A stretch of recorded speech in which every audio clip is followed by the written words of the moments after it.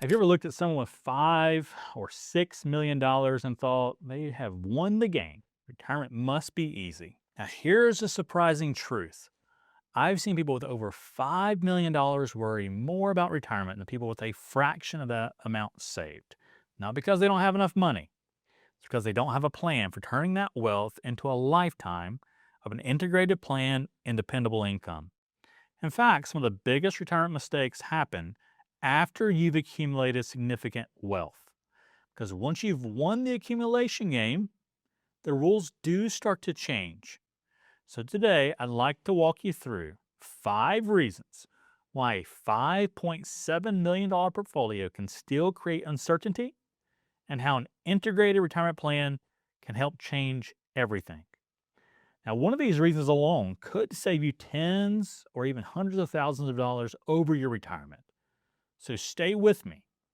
But before we jump in, if you are about 5 years of retirement or you've recently retired and you want help connecting all the moving pieces, the ones we'll talk about like taxes, social security planning, retirement income and withdrawals, healthcare and estate, and investments all into one integrated strategy, then we've done this process over and over for people. We'd be glad to help you as well. So you can schedule a complimentary conversation using the link in the description below this video. We'd be happy to see if our planning process can be helpful to you and see if we're a good fit. So let's get into it. Most people believe retirement success is all about reaching a magic number. Now, this may have been in the past $1 million. Now maybe it's 2 or 3 million. Now for others, they say it's 5 million or even 10 million.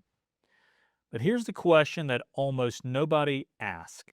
How does this money become a paycheck and a part of an integrated plan? Because your investment statement doesn't pay your electric bill, your brokerage account doesn't automatically decide which assets are sold, it doesn't calculate the tax consequences, it doesn't know when you should claim Social Security, it doesn't help you understand how to impact healthcare costs that will come through for many, many years into the future. Your portfolio, that 5 million you have saved, 2 million, 7 million is simply fuel. This retirement income plan is the engine. Without the engine, even a full tank does not take you very far. So let's start with a few mistakes. Mistake number one, a large portfolio still requires an income plan. So let's think about two retirees. They both have saved $5.7 million and they have that invested. The first person simply withdraws money whenever they need it from whatever account. So they take vacations, they sell investments. Need a new car? We're just going to sell some investments. Home repairs and other things, we're just going to simply sell investments.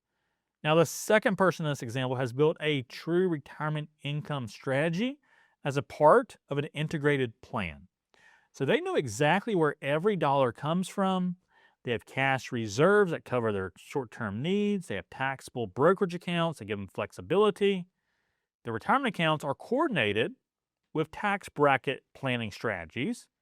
They have Roth accounts that are preserved for later years or to simply pass on the most tax-efficient asset to their heirs. Now, their Social Security timing is timed intentionally. So everything works together. Now, they have, again, very similar or same portfolios as far as balance, but they have completely different experiences here in retirement. Now, the difference isn't investment performance alone, but it's the process here of an organization, a system. So one of the first exercises that we like to go through with clients is building two very simple documents. But it's profound the difference this can make by doing this. One's a personal balance sheet. The second is a personal income statement. So in the balance sheet, it's simple. What do you own and what do you owe? Now on the income statement, then we want to look at what's coming in retirement guaranteed and what's expected to be going out. Now from there, we'll do some calculations. We want to identify what's called the retirement income gap. And this would be simply looking at how much income do we know is coming in, like pension, Social Security, any other guaranteed income sources. Now, once you know that number, we can calculate the withdrawal rate by taking the income gap and dividing it by the overall liquid assets. And this gives us an understanding of how much the portfolio will need to work to support the cash flow needs. Now, if you're making decisions based on facts instead of guesses, then this becomes incredibly freeing. Because retirement isn't about having the biggest account balance, it's about knowing your income will be sustainable. But there's another issue that surprises many affluent retirees. Number two, taxes can quietly become your largest annual expense. Many people spend decades minimizing taxes while they're working. Then retirement begins, and suddenly they stop planning. And that becomes a big mistake because retirement creates new tax opportunities, but it can also lead to new tax traps. All right, an example. Let's say your money is spread across brokerage accounts, traditional IRAs, Roth IRAs, cash, maybe even have some old appreciated company stock. So every withdrawal decision creates different tax consequences. If we pull too much from one account, it could move you to a higher tax bracket. It could trigger additional taxes to be paid on your Social Security, that amount being included into your income. It could increase your Medicare premiums through the IRMA, and it could help you, or it could force you to miss some opportunities for lower cost Roth conversions. It could even create a larger tax burden for your heirs in the future. And now, none of these decisions show up on your investment statement, obviously, but they absolutely affect how much money you actually keep. So it's not just about investments, it's about what you keep. So one of the biggest mindset shifts that we encourage is this. Let's not just focus on the returns, let's focus on your after-tax income and returns. So sometimes paying just a little bit more tax today could save you significantly over the next 20 or 30 years. Other times it makes sense to leave certain accounts untouched. However, there's no universal answer. It depends squarely on your overall plan. So that's why retirement planning isn't just about investment management. It's about tax coordination and planning. It's about healthcare planning, about your income and cash flow planning, about estate planning, and how everything works together. And when it doesn't, small tax mistakes can compound year after year. If that's an area that you're unsure about, then that's exactly the type of conversation that we have around planning every day with clients. So there's a link below that lets you schedule a call to see whether building a coordinated retirement income strategy and plan makes sense for your situation. And here's something else that almost nobody expects. Even a large portfolio can be very vulnerable to the markets. So number three, sequence risk doesn't care how much you have saved. So let's just think about this with two retirees. Let's say they both average 7% annual investment returns over retirement. Sounds identical, right? Well, the outcomes could end up being not even close. What I mean by that is the first retiree, if they experience strong markets during their early years in retirement, while the second experiences a significant downturn immediately after retirement, they could end up averaging the actual same percentage returns, but the ending account balances could be dramatically different. Now, why is that? Well, it's because withdrawals amplify early losses. So when you're taking income during declining markets, you're forced to sell more shares while the prices are lower. Those shares never get the opportunity to recover. And that's what is called sequence of returns risk. It's one of the biggest hidden risks that retirees face. Now, notice something important here. Sequence risk isn't solved simply by having more money. A $5.7 million portfolio can experience exactly the same challenge. Sometimes even more so because spending levels are higher. Now, sometimes even with larger portfolios, there is more spending that occurs. Now, this is why we often talk about having multiple buckets available for retirement income purposes.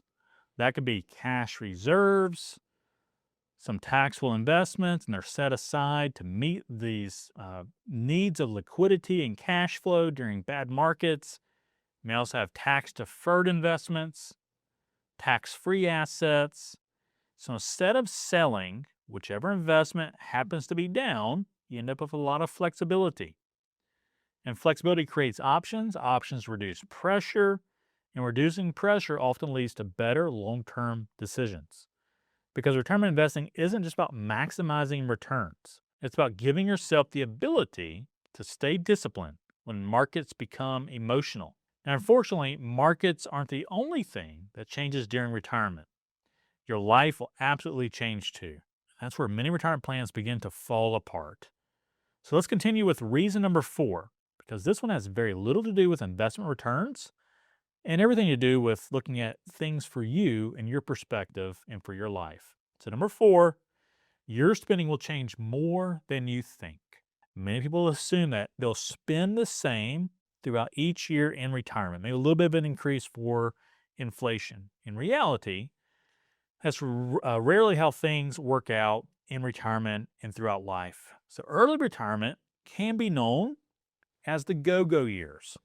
So, this could be the years that you travel, you play more golf, you visit more family, maybe you're helping your children more, maybe you're doing a cross country RV trip, your dream vacations that you postpone for decades, you do now. And then the spending starts to usually shift. Maybe healthcare becomes a larger priority, your travel starts to slow, maybe you're doing home modifications that are becoming necessary. And so later in retirement, you have healthcare and long-term care expenses that can just be a larger part of the budget. So the point isn't that spending always decreases or increases, it's that spending will change over time, most likely.